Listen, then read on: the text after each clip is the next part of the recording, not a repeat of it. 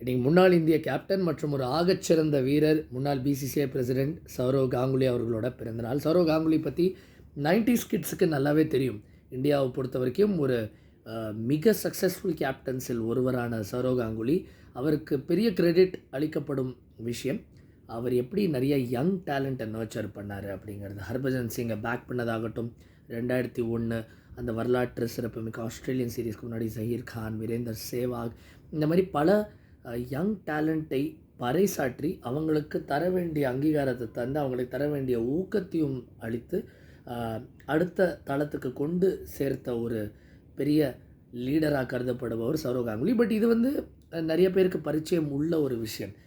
அதை தாண்டி இருக்கிற சில ரொம்ப சுவாரஸ்யமான குணாதிசயங்கள் இருக்குது சௌரவ் காங்குலி பொறுத்த வரைக்கும். அதை தான் எனக்கு தெரிந்த வரைக்கும் பகிர்ந்துக்கலாம் அப்படின்னு. சௌரவ் காங்குலியை நான் ஒரு முறை 2016 வேர்ல்ட் T20 நடைபெறும் அந்த சமயத்தில், அப்போது பிசிசிஐயோட ஒரு முக்கிய பங்கில் இருந்தார் Sourav Ganguly. Cricket association of Bengal obviously அவரோட கண்ட்ரோலில் இருந்தது. லிட்ரலி அவருக்கு யார் யார்கிட்ட எப்படி பேசுவது என்று ரொம்ப ரொம்ப நல்லா தெரியும். நானும் இன்னொரு ஒரு பத்திரிகையாளர் நண்பரும் சொன்னோம், இல்லை நாங்கள் we just want to observe what's going on இங்க. சரி இருங்க அப்படின்ட்டார். அங்கே ஒரு விஷயம் பார்க்க முடிஞ்சது.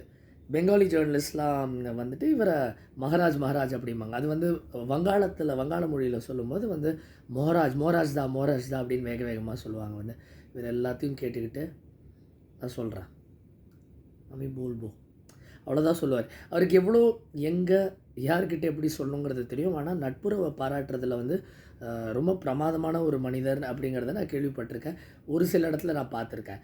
ஒரு குறிப்பிட்ட இன்ஸ்டன்ஸ் ஒரு பிரபல குவிஸ் மாஸ்டர் மற்றும் ப்ரெசென்டர் ஜாய் பட்டாச்சார்யா அவர்கள் இன்றைக்கி ஷேர் பண்ணியிருந்தார் சோஷியல் மீடியாவில். அதாவது cricket association of Bengal Eden கார்டன்ஸில் அந்த வளாகத்தில் இருக்கும் ஒரு கேன்டீனோட ஒரு அதிபர், கேன்டீனில் ஒரு மேற்பார்வையாளர், இன்ஃபேக்ட் ஒரு மேனேஜர் மாதிரி இருக்க ஒரு நபர் ரொம்ப வருஷமாக இருந்துட்டு வந்திருக்காரு.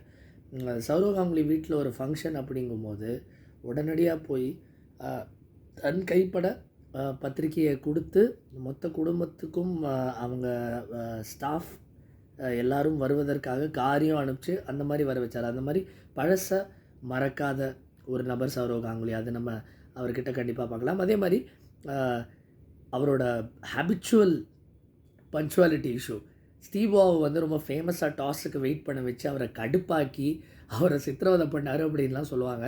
பட் அவரை நல்லா தெரிஞ்ச அவரோட டீம்மேட்ஸ், அவர் கூட பழகினவங்க சொல்கிற விஷயம் என்னென்னா, சௌரவ் காங்குலி அதெல்லாம் வேணுன்ட்டெல்லாம் செய்கிறதுல அவர் எப்போவுமே லேட்டாக தான் வருவார் அப்படின்னு எனக்கு தெரிஞ்ச என் கூட பணிபுரிந்த ஒரு ஜேர்னலிஸ்ட் அவர்களுக்கும் இந்த ஒரு பிரச்சனை நடந்தது. ரொம்ப நேரம் காக்க வச்சதுக்கப்புறம் அவர் ஒரு 1.5 மணி நேரம் கிட்டத்தட்ட லேட் ஆக்கிட்டார் இன்டர்வியூக்கு வருவதற்கு. வந்ததுக்கப்புறம் ஆனால் உடனே த சாமா தட் ஹி இஸ், எப்படி இருக்கீங்க, ரொம்ப நாளாச்சு பார்த்துட்டு, ஸோ நைஸ் மீட்டிங் யூ அப்படின்னு. அண்ட் அதே ஜேர்னலிஸ்ட் உங்களை ரொம்ப விசாரித்தாங்கன்னு நான் ஒரு முறை சௌரவ் காங்குலியை சந்தித்த போது பேசின போது, oh wonderful, she so sweet, she is lovely person, அவங்கள நான் கேட்டதாக சொல்லுங்கள் அப்படிங்கிறத சொன்னாங்க. எனக்கு ரொம்ப வருஷம் பழக்கம் அப்படின்னு சொல்லிட்டு என்ன பார்த்துட்டும் என் கூட ரொம்ப வருஷம் பழகினது போல், நல்லா இருக்கீங்களா, எப்படி இருக்கீங்க அப்படிங்கிறதெல்லாம் சொன்னாங்க. அண்மையில் ரோஹித் சர்மாவுக்கு கேப்டன்சி அளித்ததற்கான கிரெடிட் சௌரவ் காங்குலிக்கு சில பேர் கொடுத்துருக்காங்க. அண்ட் அதில் ஒரு நியாயமான ஒரு கருத்தும் இருக்குது.